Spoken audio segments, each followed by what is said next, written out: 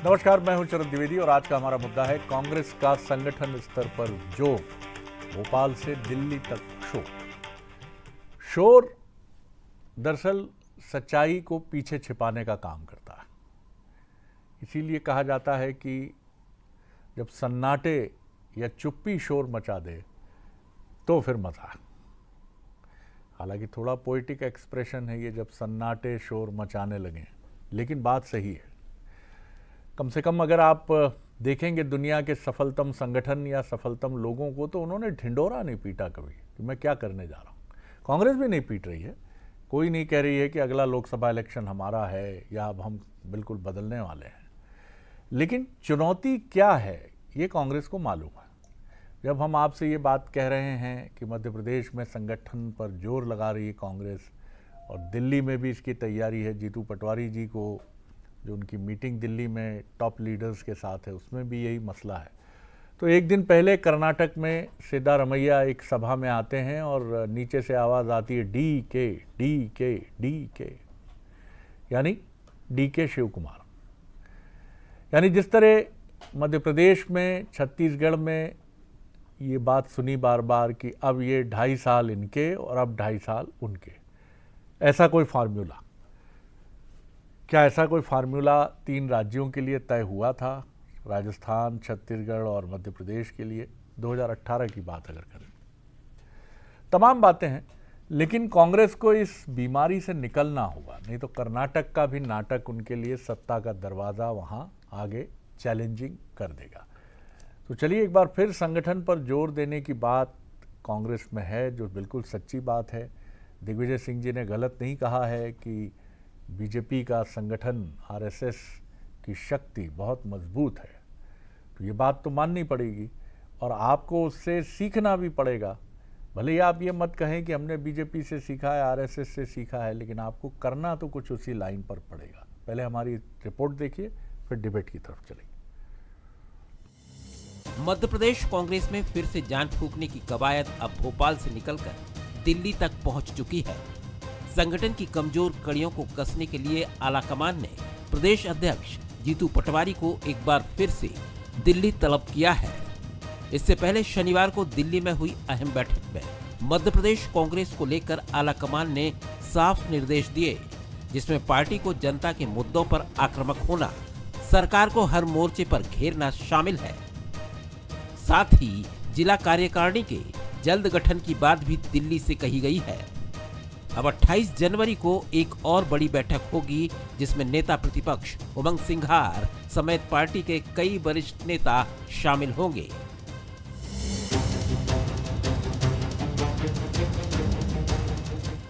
संगठन सृजन अभियान के तहत जिलाध्यक्षों की नियुक्ति के बाद ये पहली बड़ी समीक्षा बैठक मानी जा रही है। दिल्ली में जिलाध्यक्षों के कामकाज की पूरी रिपोर्ट तलब की गई है। आलाकमान ने साफ कहा है कि जमीनी स्तर पर संगठन मजबूत होगा, तभी पार्टी जमीन पर सियासी लड़ाई लड़ पाएगी। जहां कांग्रेस संगठन को मजबूत करने की बात कर रही है, वहीं बीजेपी ने इस बैठक पर सियासी तंज कसा। कैबिनेट मंत्री विश्वास सारंग ने कांग्रेस की गुटबाजी और अनुशासनहीनता को लेकर निशाना साधा।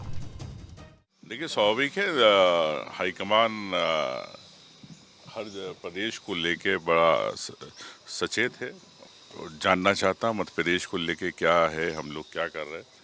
तो मैं समझता हूँ कि इसमें कोई दो राय नहीं होना चाहिए। ये पार्टी का अंदरूनी है और जितनी जल्दी हम लोग संगठन को मजबूत कर लेंगे, उतनी जल्दी हमें चुनाव आसान रहेगा 2028।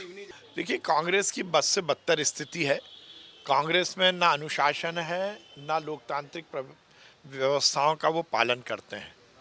अपने अपने गुर्गों को आगे बढ़ाना ये कांग्रेस की आदत है और घोर गुटबाजी में बटी हुई कांग्रेस की हालत देश में और प्रदेश में बद से बदतर है। कुल मिलाकर कांग्रेस का पूरा फोकस फिलहाल संगठन पर है।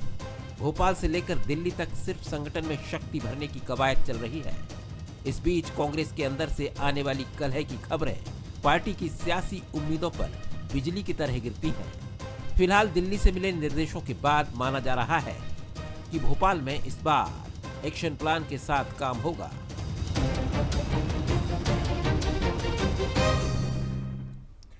कई बार जब हमें कोई परेशानी होती है, शारीरिक मैं बात कर रहा हूँ, तो हमें सब मालूम है कि पथ्य और परहेज क्या है, लेकिन मन उसे स्वीकारता नहीं है।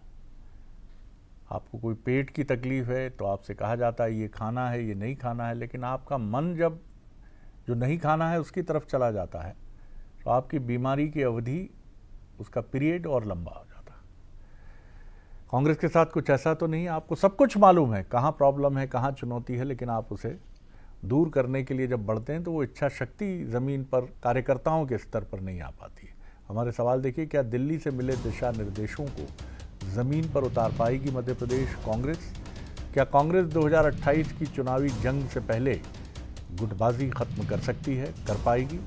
क्या कांग्रेस संगठन बीजेपी से लड़ाई के लिए तैयारी कर रहा है और संगठन ही वो मुख्य हथियार है या उपकरण है? ये हमारे सवाल हैं। जो मेहमान हैं उनसे मिलिए। स्टूडियो में मेरे साथ हैं मध्य प्रदेश के वरिष्ठ पत्रकार, राजनीतिक विश्लेषक संदीप पौराणिक जी। बहुत स्वागत है संदीप जी। हमारे साथ हैं भारतीय जनता पार्टी के युवा नेता, टीवी पैनलिस्ट और एडवोकेट, बहुत तेज़ी से इमर्जिंग, अजय धवले जी। उनका बहुत स्वागत करता हूं। और साथ ही आरपी सिंह हैं, प्रवक्ता हैं, कांग्रेस के युवा नेता हैं, उनका भी स्वागत है। कोशिशें बहुत की जाती हैं संदीप जी, लेकिन मर्ज बढ़ता गया ज्यों-ज्यों दवा की। आप जितनी कोशिश कर रहे हैं कि आप बेहतर करें, मैं नहीं कह रहा हूं कि आप उन्हें ज़मीन पर नहीं उतार पा रहे हैं, लेकिन नेताओं का आंतरिक जो संघर्ष है वो थम ही नहीं रहा है। कर्नाटक की बात हमने अभी थोड़ी देर पहले की। कैसे आप देखते हैं? अच्छी कोशिशें हैं, क्योंकि इसके बिना ही नहीं कर पाएंगे आप। संगठन जब तक आपका मजबूत नहीं होगा, संकल्पवान नहीं होगा, जब तक उसमें किसी पद की लिप्सा या लोभ नहीं होगा, तभी ये चीज़ ज़मीन पे उतर पाएगी। कैसे देखते हैं आप? शरद जी, बात बिल्कुल सही है कि आपको राजनीति में अपना जनाधार बढ़ाना है तो संगठन का मजबूत होना बहुत ज़रूरी है। उदाहरण बीजेपी के दिए जाते हैं, संघ किस तरह से काम किया करता है ये बताया जाता है। कांग्रेस कोशिश हर बार करती है शरद जी, लेकिन जो कांग्रेस की मूल कमियां हैं उन पर थोड़ा ध्यान कम होता है। कांग्रेस में तकरार और गुटबाजी बहुत आम बात है। कई बार तो ऐसा लगता है कि रार और दरार तक पहुंच गई है बात। कांग्रेस दो भागों में बटी नजर आती है। अगर वाकई में कांग्रेस संगठन को मजबूत कर दे, गुटबाजी को कम कर ले, ख़त्म होना तो बड़ा मुश्किल लगता है, लेकिन अगर कम ही कर ले तो मुझे लगता है कि कांग्रेस मध्य प्रदेश में बेहतर लड़ाई लड़ सकती है। जैसा दिल्ली में बैठक चल रही है, दिल्ली के जो निर्देश आते हैं, क्या उन पर मध्य प्रदेश में अमल हो पाता है? क्योंकि जिन लोगों के पास कमान है वो युवा हैं शरद जी, और जो उनके आगे खड़े हैं या कहीं पर्दे के पीछे जो बड़े नेता हैं, उनके पास प्रदेश के बड़े इलाकों की पकड़ है। ये दोनों के बीच की जो दूरी है, मुझे लगता है कि युवा संगठन की जिम्मेदारी जिनके पास है, वरिष्ठ नेता अगर ये साथ में चलेंगे तो कांग्रेस को उसका लाभ होगा। लेकिन कांग्रेस में ऐसा होता कम है, और जब भी हम देखते हैं कि कांग्रेस को नुकसान होता है तो बीजेपी से कम अपने लोगों की कार्यशैली के कारण ज़्यादा होता है। मुझे लगता है कि पहले पार्टी के अंदर अनुशासन का पाठ पढ़ाया जाना बहुत ज़रूरी है। अगर अनुशासित पार्टी को कर लिया गया, ठीक है, कांग्रेस कहती है हम लोकतांत्रिक हैं, तो लोकतांत्रिक का मतलब ये नहीं होता कि आप कुछ भी करिए, एक व्यवस्था के तहत तो एक लाइन पर करिए। मुझे लगता है कि अगर कांग्रेस में अनुशासन आ जाएगा तो व्यवस्थाएं बेहतर हो जाएंगी और वो बीजेपी से मुकाबला करने में भी सफल हो जाएगी। बिल्कुल आपने ठीक कहा। ये इम्पॉर्टेंट बात है कि भाई आखिर आप करेंगे कैसे? बिल्ली के गले में घंटी बांधेगा कौन? इंदिरा जी जब होती थी तो एक किस्सा भी है कि अमेरिकन प्रेसिडेंट से मुलाकात थी, तो उनको ये सुनना पसंद नहीं था कि मैडम प्राइम मिनिस्टर, ऐसा परसेप्शन अमेरिका पहुंचा। तो राजदूत के माध्यम से इंदिरा जी तक मैसेज आया कि अमेरिकन प्रेसिडेंट चाहते हैं कि आपको किस नाम से बुलाएं, कैसे बुलाएं। मैडम प्रेसिडेंट आपको पसंद नहीं है। इंदिरा जी ने मुस्कुराते हुए कहा कि हाँ, ये बिल्कुल ठीक है, या तो वो मुझे प्राइम मिनिस्टर कह सकते हैं, या मेरी पार्टी में कुछ लोग मुझे सर भी कहते हैं, तो वो सर प्राइम मिनिस्टर कह सकते हैं। इस नाम से भी एक लाइटर वेन में, विनोदी लहजे में कही गई बात थी, लेकिन ये इंदिरा जी के रुतबे को और उनकी एक्सेप्टेंस को कांग्रेस में बताता था। और यही आज़ादी की लड़ाई में दिखता है, और बीजेपी में भी यही दिखता है, चाहे श्यामा प्रसाद मुखर्जी हों, पंडित दीनदयाल उपाध्याय हों, अटल जी हों, आडवाणी जी हों, या मोदी जी हों, अमित शाह हों। आपकी स्वीकार्यता है, आपकी बात मान ली जाती है, लोग सतर्क हो जाते हैं। नहीं तो उन्हें मालूम है कि ये पार्टी कुछ भी, कहीं भी, किसी भी तरह के निर्णय ले सकती है। विषय कांग्रेस का है अजय जी, लेकिन टिप्पणियां दोनों तरफ से आंतरिक विषयों पर भी खुलकर आती हैं, तो सादर आमंत्रित है आपकी प्रतिक्रिया भी कि आपको देख तो खूब रही है कांग्रेस और ये भी जान रही है कि आप जैसा होना पड़ेगा, भले ही वो ना कहे। तो शुभकामनाएं हैं, करें, कोशिश करें, प्रयास करें, लेकिन बहुत सच्चाई से, ईमानदारी से करें। जी, जैसे कि शरद जी, निश्चित रूप से जैसे कि आदरणीय संदीप जी ने विषय को आगे बढ़ाया और आपने भी उसको सेकंड किया है कि मूल रूप से जब हमारे घर की परिस्थितियां व्यवस्थित नहीं रहती तो हम अनुशासित बहुत हो जाते हैं। उसका कारण ये होता है कि घर को संभालना होता है, चीज़ों को व्यवस्थित करना होता है। लेकिन आप कांग्रेस को यदि देखेंगे और 2014 के बाद के खासकर जिस प्रकार से कांग्रेस के इलेक्शन में डिबैकल हो रहे हैं, और मध्य प्रदेश कांग्रेस की बात करें तो 2003 से मध्य प्रदेश टेक्निकली बाहर है, 2018 का एक छोटा सा कालखंड यदि छोड़ दिया जाए, कांग्रेस ने उससे भी कुछ सीखा नहीं है। संगठन को गढ़ने की आवश्यकता थी, कार्यकर्ताओं का निर्माण की आवश्यकता थी, और एक हम कहेंगे कि इशू सेंट्रिक पीपल ओरिएंटेड दल बन के यदि कांग्रेस मुद्दों आधारित राजनीति करती, मध्य प्रदेश में जो भारतीय जनता पार्टी की सरकारें रहती उन्हें मुद्दों के आधारित सेंट्रिक होकर यदि घेरती तो निश्चित रूप से एक अच्छा विपक्ष बन पाती। लेकिन दुर्भाग्य हमारा है कि हमें एक अच्छा विपक्ष विगत 20 वर्षों से मध्य प्रदेश में नहीं मिल पा रहा है। उसी प्रकार से केंद्र की स्थिति है कि केंद्र में भी आज देखेंगे कि एक डिसओरिएंटेड और इनफेक्टिव लीडरशिप है कांग्रेस की, जो कहीं ना कहीं उसको ये नहीं पता कि उसे करना क्या है। यदि राज्यों को संभालना है, सेंटर पे संभालना है, स्थिति हम देख रहे हैं कि मध्य प्रदेश कांग्रेस की तो स्थिति उससे भी बदतर है कि यहाँ एक तरफ दिग्विजय सिंह जी और कमलनाथ जैसे वरिष्ठ नेता ये प्रत्यक्ष रूप से आरोप लगा देते कि जीतू पटवारी जब से प्रदेश अध्यक्ष बनते हैं बैठकों में बुलाया जाता है, लेकिन एजेंडा सब नहीं किया जाता। अब इतने दो वरिष्ठ नेता जो प्रदेश के मुख्यमंत्री रहे हैं, प्रदेश के पूर्व अध्यक्ष रहे हैं, उनको भी यदि एजेंडा किसी बैठक का नहीं मिलता तो किस प्रकार से क्या करना है, कार्य योजना कैसे बनेगी। हाल ही के दिनों में हमने देखा है कि मीडिया विभाग का चाहे अंतर्गत जो अंतर्द्वंद चलते रहा हो, जीतू पटवारी उमंग सिंघार जी की अंतर्गत लड़ाई की बात कर ले, या राहुल गांधी जी के संगठन सृजन को पलीता लगाने का काम मध्य प्रदेश की कांग्रेस ने किया है। दूसरा एक बात कि जिस दल में कहीं ना कहीं लीडरशिप भी फोकस नहीं है। मध्य प्रदेश कांग्रेस के इतिहास में आप देखेंगे विगत 2.5 वर्षों में या 3 वर्षों में 4 प्रदेश के प्रभारी बदले हैं। तो कहीं ना कहीं किसी दल की स्थिति यह समझती थी, उसकी मनोस्थिति यह समझ सकती है कि यहाँ कुछ भी ठीक नहीं चल रहा है। मूल रूप से आज कांग्रेस को एक आवश्यकता है कि किसी न किसी एक विचार के प्रति स्थायी रहें। भारतीय जनता पार्टी से लड़ना है तो आप विचारों की राजनीति कीजिए, हमारी सरकार के जो गुड गवर्नेंस के काम है उसकी काट निकालिए, लेकिन कहीं ना कहीं अपने संगठन के ऊपर भी ध्यान दीजिए। भारतीय जनता पार्टी ने विगत 20 वर्षों में मध्य प्रदेश में जो सुशासन का इतिहास स्थापित किया है उससे आप चाहे हम इलेक्ट्रोल पॉलिटिक्स में देखें तो 29-0 का लोकसभा का परिणाम हो या 2023 के विधानसभा चुनाव में 163 और 65 की लड़ाई है, कहीं ना कहीं बहुत आगे लेके गई है भाजपा को। कांग्रेस को बहुत कुछ और करने की आवश्यकता है। सिंह साहब, 2003 के बाद जो पहला चुनाव हुआ 8 में, फिर 13 में, 18 में आपकी सरकार कुछ समय के लिए 14 महीने के लिए रही, लेकिन ना आप 8 में मैदान से बाहर थे, आपकी संभावनाएं बराबर थी, 13 में भी आप बराबर मैदान में बने थे। लेकिन अब ऐसा समीक्षक मानते हैं कि आप अपनी एबिलिटी से ज़्यादा आप बीजेपी की तथाकथित खामियों पर ज़्यादा निर्भर करते हैं, कि ये वैसी कहानी है जैसे आजकल फ्री बीज की बात होती है कि भैया ये गड़बड़ कर रहे हैं, इनकी बहुत लड़ाई है बीजेपी में, अरे फायदा मिलेगा। आप देखना 100% हम विंध्य में कर रहे हैं, ग्वालियर चंबल में कर रहे हैं। इस भाव से निकलकर सच्चाई से रूबरू होना पड़ेगा। आप कोशिश कर रहे हैं, कांग्रेस कर रही है, कैसे आगे बढ़ेंगे जरा बताइए, रोशनी डालिए। देखिए, सबसे पहले तो शरद जी धन्यवाद कि आपने मुझे आमंत्रित किया, और मेरे भाई जो अजय धवले जी हैं उनको भी बहुत बहुत धन्यवाद जिस प्रकार की सहानुभूति दिखाने का वो प्रयास कर रहे हैं। बल्कि मुख्य बात तो ये है कि जब भी इनसे मध्य प्रदेश की बात की जाएगी तो ये हमेशा गोल पोस्ट शिफ्ट ही करेंगे, दूसरे पार्टी पर ज़्यादा ध्यान है। अपनी पार्टी की यदि बात करूंगा, कभी ग्वालियर चंबल अंचल आइए, आपका स्वागत है धवले जी, तब पता चलेगा आपको कि सिंधिया जी, नरेंद्र सिंह तोमर जी और गुडबा जी किसे कहते हैं। कभी आइए ग्वालियर तो पता चलेगा। बेचारे कलेक्टर और जितने ब्यूरोक्रेट्स हैं वो कंफ्यूज्ड हैं कि किसकी बात सुने। मुख्यमंत्री आते हैं, सिंधिया जी को गुलदस्ता पकड़ा जाते हैं। तो चलो, मैं इन विषय में नहीं जाऊंगा क्योंकि आज एक बहुत इंपॉर्टेंट सब्जेक्ट है। मुझे लगता है जिस प्रकार से शुरुआत की है शरद जी ने, हम इंट्रोस्पेक्शन से प्रारंभ करेंगे। निश्चित रूप से जो हिस्ट्री है उसको डिनाई नहीं किया जा सकता, लेकिन आज जो हालात है मुझे लगता है कि वो कांग्रेस के लिए बहुत बेहतर है। और 2018 में शरद जी, जैसा आपको भी पता है कि कमलनाथ जी के कार्यकाल में हमारे पास बिल्कुल ऑर्गेनाइजेशन स्ट्रक्चर जो था वो स्टेट से लेके, और आप ये समझिए कि हमारे पोलिंग बूथ तक बिल्कुल मजबूत था, तैयार था। उसी का परिणाम था कि हमने धूल चटा दी भारतीय जनता पार्टी को, उसके बाद किस प्रकार प्रजातंत्र पर डकैती हुई उसमें मैं जाना नहीं चाहता हूँ। और आज जो हालात है मैं कल बिल्कुल क्लियर कर दूं, स्पष्ट कर दूं कि जो संगठन सृजन है एक बहुत ही, आप मान के चलिए कि स्टडी के बाद, रिसर्च के बाद ये जो है ये संगठन सृजन लाया गया है और बहुत इफेक्टिव भी है। आज ऐसी हमारा सिस्टम बन गया है कि इसमें अकाउंटेबिलिटी सेट भी है, रिस्पॉन्सिबिलिटी भी है, और यही कारण है इसी परिप्रेक्ष्य में दिल्ली में मीटिंग हो रही है।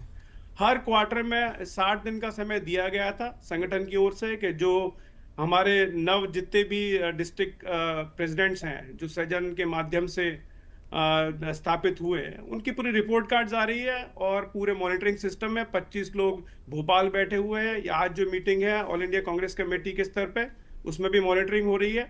और सबसे बेहतरीन बात तो ये है कि आप देखिए 14 स्टेट्स में हमने इफेक्टिवली इसको इम्प्लीमेंट कर दिया और तकरीबन आप मान के चलिए 525 डिस्ट्रिक्ट प्रेसिडेंट दिए। एक रिफॉर्मेटिव एक्ट की आवश्यकता थी। राहुल गांधी जी ने बहुत स्टडी करके, एआईसीसी ने बहुत स्टडी करके एक पूरा स्ट्रक्चर बनाया। हाँ, निश्चित रूप से मुझे ये भी एक्सेप्ट करने में कहीं दिक्कत नहीं है कि हमारी 140 साल पुरानी पार्टी है, इनकी तो 35-40 साल पुरानी पार्टी है। सिस्टम पुराने हो जाते हैं तो उनको थोड़ा मॉडर्नाइजेशन की आवश्यकता होती है। आज का एडेप्टेशन की बिल्कुल ज़रूरत है। आज जिस प्रकार के हालात हैं और जो चुनौतियां हैं उसके मुताबिक मुझे लगता है थोड़ी तब्दीलियों की आवश्यकता है। निश्चित रूप से वो डायग्नोसिस हुआ, इंट्रोस्पेक्शन हुआ, उस पर काम हो रहा है और बहुत इफेक्टिव तरीके से काम हो रहा है। और आप देखिए जहां तक विपक्ष की बात है और मध्य प्रदेश में जिस प्रकार का विपक्ष का रोल है जी, तो मुझे लग रहा है जो खून के आंसू जो आज की तारीख में भारतीय जनता पार्टी के वाले मुख्यमंत्री हो, धवले जी भी अच्छे जानते हैं क्या हालात है इंदौर में। आज हमने ही आपको मजबूर किया, हर जगह हम आपको मजबूर कर रहे हैं। और हम लोग सत्ता के लिए हमारी पार्टी काम नहीं करती, हमारी पार्टी जो है वो जनता के लिए काम करती है, जनता के मुद्दों के लिए काम करती है और पब्लिक वेलफेयर के लिए काम करती है। आपकी जो पार्टी है सिर्फ और सिर्फ मुझे लगता है एक ऐसी पार्टी है, बल्कि एक ऐसी कंपनी है चलिए फिर हम तो लौटते हैं। सिर्फ और सिर्फ मुझे लगता है कि इलेक्शन मशीनरी के रूप में काम करती है। तो ये अंतर तो रहेगा। और आपकी जो लिमिटेड कंपनी है, मैं आपको इसको स्पष्ट बता दूं, नहीं सरद जी 10 सेकंड और लूंगा मैं। इंटरनल डेमोक्रेसी की अगर ब्यूटी है, अगर आप देखना चाहते हैं, भले आप उसका मखौल उड़ाएं, उसको हास्यास्पद बना सकते हैं, आप रिडिकुल कर सकते हैं उसको, but that lies in Congress only and that is in the when of Congress. अच्छी बात है सिंह साहब, इससे बिल्कुल इनकार नहीं है, लेकिन ये आपको फायदा पहुंचा है। देखिए, ये कोई अच्छी बात नहीं है कि एक पिता अपने पुत्र से कहे कि हमारे यहाँ बहुत खुलापन है, ये कौन सी विस्की पिएगा मैं इसको बताता हूँ, ये कौन सा सिगरेट लेगा ये भी मैं इसको बताता हूँ, और ये उसके हिसाब से आगे बढ़ता है। लेकिन डज इट वर्क्स? क्या ये उनके बेटे को अच्छी हैबिट्स की तरफ ले जाएगा? आपके यहाँ आज जो खुलापन है, जो एक समय नेताजी और गांधी जी के बीच की डिबेट थी, वो एक खुलापन था, वो एक स्पष्ट बात थी। आज अगर डीके शिव कुमार या सिद्धारमैया के बीच में ये अगर तकरार चल रही तो ये आपको नुकसान पहुंचाने वाला खुलापन है। इसी पे थोड़ी रोशनी आपकी सभी की। शरद जी, ठीक है, लोकतंत्र की बात करती है कांग्रेस की, खुलापन है, बहस होती है, अपनी बात कहते हैं, लेकिन कहीं कोई राजनीतिक दल के लिए अच्छा नहीं होता कि सेल्फ आप गोल कर लें, क्योंकि अगर सेल्फ गोल करेंगे तो नुकसान आपका होगा। मुझे लगता है कि कांग्रेस में जो डिबेट की बात होती है, खुलेपन की बात होती है, उससे कांग्रेस को नुकसान कई बार ज़्यादा हो जाता है। राजनीतिक दल में डिबेट हो, एक राय निकले और कार्यकर्ता को उसका लाभ मिले, तो मुझे लगता है कि वो पार्टी के लिए फ़ायदेमंद है। लेकिन अगर आप अपने ही लोगों पर आरोप लगा दें, अपने ही संगठन की कार्यशैली पर आरोप लगा दें, आप ही जिलाध्यक्षों को नियुक्ति को लेकर विरोध शुरू हो जाए, तो मुझे लगता है कि इससे पार्टी को नुकसान होता है। कांग्रेस ठीक है, अपनी बात कहने के लिए नेताओं को आज़ादी है, लेकिन वो एक दायरे में हो। बहुत सी चीज़ें ड्राइंग रूम में अच्छी लगती हैं शरद जी, और कुछ चीज़ें बेडरूम में अच्छी लगती हैं। तो मुझे लगता है कि ये तय करना पड़ेगा ये बातचीत कहाँ की हो और पार्टी के लिए किस फोरम पे करनी चाहिए। इस बात का ख्याल चाहे वरिष्ठ नेता हो चाहे युवा हो, अगर दोनों ख्याल रखेंगे तो पार्टी की मजबूती के लिए लाभदायक होगा। आपने बड़ी अच्छी बात की कि कुछ ड्राइंग रूम की बातें दुनिया के कुछ देशों में, मैं नाम नहीं लूँगा क्योंकि वो ठीक नहीं है, लेकिन कोई ऐसी शर्म की बात भी नहीं है, उन्होंने ये तय किया कि टॉयलेट आखिर अलग जगह क्यों रखा जाए, इसे ड्राइंग रूम के पास क्यों ना रखें। अब ये एक सोच हो सकती है, लेकिन क्या ये, मैं नहीं कहता सही है गलत है, लेकिन ये चीज़ें खुलेपन के लिए बहुत अच्छी हैं। जैसा हमने देखा हिप्पी मूवमेंट्स चला 70 में, दम मारो दम, दुनिया ने हमको दिया क्या, दुनिया ने हमसे लिया क्या, दुनिया की परवाह करें क्यों। तो ये सारी चीज़ें, आपका दम मारो दम इज़ नॉट अ खुलापन। खुलापन वो है जहां सबको फ्लॉरिश होने का मौका है। अब मैं नहीं कहता कि ये सारी पार्टियों में है, ये बात मैं सिंह साहब की बिल्कुल सहमत हूं इससे, कि बीजेपी में भी कई जगह कई सारी समस्याएं हैं, नेताओं के बीच में गहरे द्वंद्व हैं, लेकिन वो द्वंद्व पार्टी को नुकसान नहीं पहुंचाते हैं। ये बीजेपी की सफलता है। वो कैसे मैनेज करती है ये बीजेपी बेहतर समझती है, और ये हर पार्टी के लिए भी एक लेसन है। अजय जी। जी देखिए शरद जी, मेरे मित्र कांग्रेस के प्रवक्ता साथी अर्पित सिंह साहब ने बहुत अच्छा जेन्युइन अटेम्प्ट किया कि अपने दल को लेके वो अपनी बात रखी। बिल्कुल, आप दुरुस्त फरमा रहे हैं। लेकिन वो डेस्परेट डैमेज कंट्रोल का जो स्ट्रेटेजी कांग्रेस आज कर रही है कि दोनों नेताओं को, लीडर ऑफ अपोजिशन को और प्रदेश अध्यक्ष को वहाँ बुला के जो किया जाए, दो बातें बड़ी हैं। जो आपने अभी बात कही कि भारतीय जनता पार्टी में भी इस प्रकार के विचारों की मतभिन्नता हो सकती है, मनभेद नहीं होते, लेकिन एक भारतीय जनता पार्टी में और कांग्रेस में जो कंपैरेटिव यदि हम देखें तो वो है कि एक आइडियोलॉजिकल क्लैरिटी और म्यूचुअल ट्रस्ट संगठन के लिए, किसी भी संगठन के लिए या किसी भी एक ऑर्गेनाइजेशन के लिए बहुत आवश्यक होता है कि आपको एक विचारों की, आपकी स्थायित्वता होनी हो आवश्यक होती है, और एक दूसरे पे आपको विश्वास की आवश्यकता है। आज कांग्रेस में आइडियोलॉजिकल क्लैरिटी भी नहीं है और ना म्यूचुअल ट्रस्ट है, एक दूसरे के ऊपर बिल्कुल भी भरोसा नहीं है। और तीसरा, जैसा कि संदीप जी ने कहा था कि विचारों की स्वतंत्रता होना बहुत आवश्यक है, लेकिन विचारों की स्वतंत्रता से यदि आपका दल का नुकसान हो रहा है तो क्या ऐसे विचारों की स्वतंत्रता की तत्काल आवश्यकता है? ये कुछ चीज़ों पे यदि कांग्रेस सोचेगी तो निश्चित रूप से बेहतर विपक्ष बनने का कांग्रेस प्रयत्न कर पाएगी, प्रयास कर पाएगी, जिसे आज देश को आवश्यकता है। हम भी मानते हैं कि एक अच्छा विपक्ष होना चाहिए जो मुद्दों पे आधारित राजनीति करे, जो हमें एक सरकार होने के नाते हमें किन चीज़ों पे अच्छा करना है। देखिए, पक्ष और विपक्ष मिलकर ही डेमोक्रेसी वाइब्रेंट बनती है। तो एक वाइब्रेंट डेमोक्रेसी के लिए, एक अच्छा लोकतंत्र स्थापित करने के लिए एक अच्छा विपक्ष होना चाहिए, लेकिन उस विपक्ष का एक ही एजेंडा है कि इनके प्रकार राहुल गांधी जी को किसी भी प्रकार से देश का प्रधानमंत्री बनाना। ये यदि कांग्रेस का विचार है तो निश्चित रूप से आप मानिए कि कांग्रेस मुक्त भारत होने की ओर अग्रसर है। जी, आज अच्छी बात यह है कि आप दोनों साथी आरोप प्रत्यारोप में बहुत गोला बारूद नहीं खर्च कर रहे हैं, और आप अपनी बात रख रहे हैं रेट्रोस्पेक्शन के साथ, और एक दूसरे की वो चीज़ें जहां पर आपको एक दूसरे को थोड़ा सा पुश भी करना चाहिए वो भी करते नजर आए। जी सिंह साहब, अपनी बात रखिए। देखिए शरद जी, मैं तो हमेशा से डिस्कशन में बिलीव करता हूँ, और नैरेटिव अगर यदि आपके परसेप्शन क्लियर है, आपको क्लैरिटी है, आपके फंडामेंटल्स क्लियर हैं, तो निश्चित रूप से आप नैरेटिव सेट करने में मतलब कामयाब होंगे।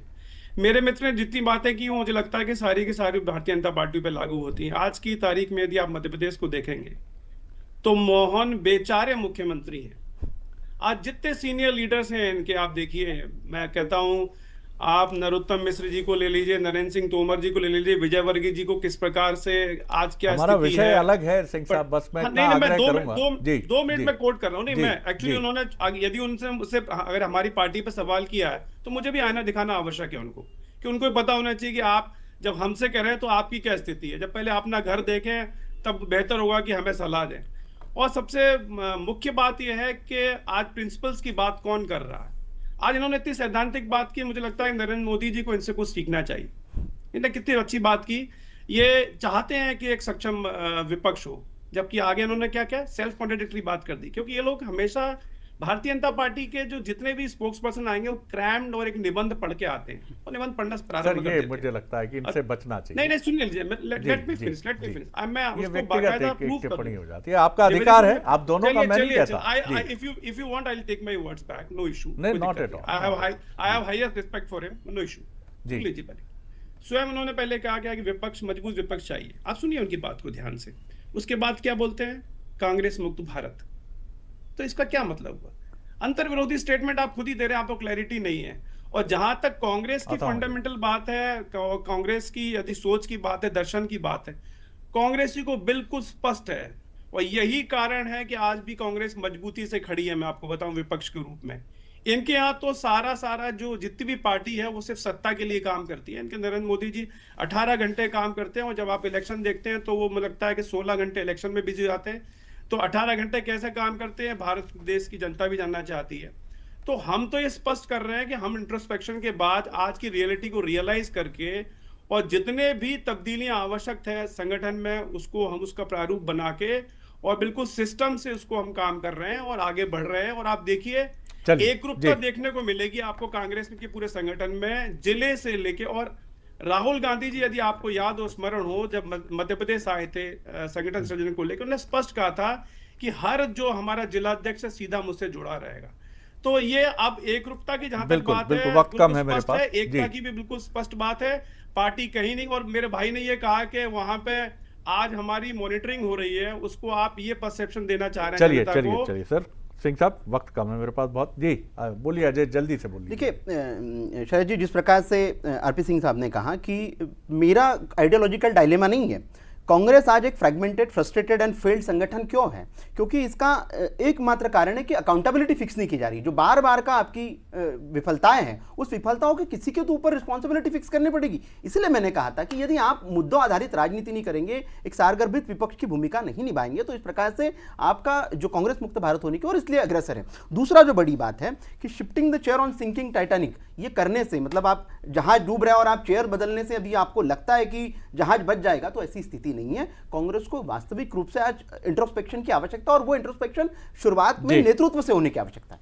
बिल्कुल, आपने महत्वपूर्ण बात की। अजय जी, सिंह साहब मेरे पास वक्त बहुत कम है, बोल लीजिए फिर भी। चलिए मैं आपको 6-7 सेकंड। मैं तो अपने मित्र को यही सलाह दूंगा कि अभी मुझे लगता है कि बिल्कुल new born baby political party है, जिसका 82 में जन्म हुआ, 140 साल पुरानी पार्टी को ये सब शिक्षा देने की आवश्यकता नहीं है। मुझे लगता है बेहतर है कि ये अपने गिरेवा में झांके तो बेहतर होगा। 82 में हमने भी वर्ल्ड कप जीता है सर, हम भी न्यू बॉर्न बेबी हैं क्रिकेट में। ये मत समझिए कि न्यू बॉर्न बेबी भी बहुत कुछ कर सकता है। नहीं, बिल्कुल, तो बिल्कुल, ये बिल्कुल, ये बिल्कुल कर और सकता है। महत्वपूर्ण बात है सिंह साहब की, इंदिरा जी जब प्राइम मिनिस्टर होती थी तो यहाँ mother of India, Motilal Vora, Arjun Singh ji, Shyamacharan ji, Vidyacharan ji, ऐसा नहीं है कि उनमें बड़ी एकता थी, लेकिन आपके पार्टी के प्रॉस्पेक्ट्स पे कोई असर नहीं आता था।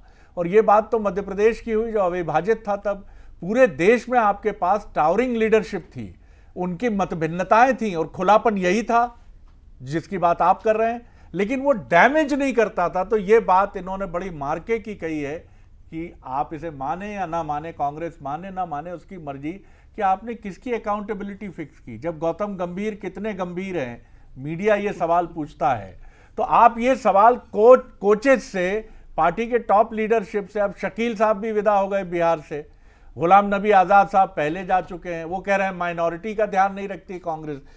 शशि थरूर साहब को आज तक नोटिस दिया पार्टी ने, नहीं दिया तो क्या मजबूरी है, क्यों नहीं दिया पार्टी ने, ये पार्टी का आंतरिक विषय, मैं नहीं बोल सकता इस पर। मुझे लगता है इसका जवाब बेहतर भारतीय जनता पार्टी दे सकती है। चलिए चलिए चलिए चलिए, बहुत शुक्रिया आप तीनों मेहमानों का, आपने आज डिबेट के लेवल को आगे बढ़ाया, इसके लिए मैं आप तीनों मेहमानों का बहुत शुक्रिया अदा करता हूं। और आगे देखिए हमारा न्यूज़ बुलेटिन प्राइम मैच। नमस्कार।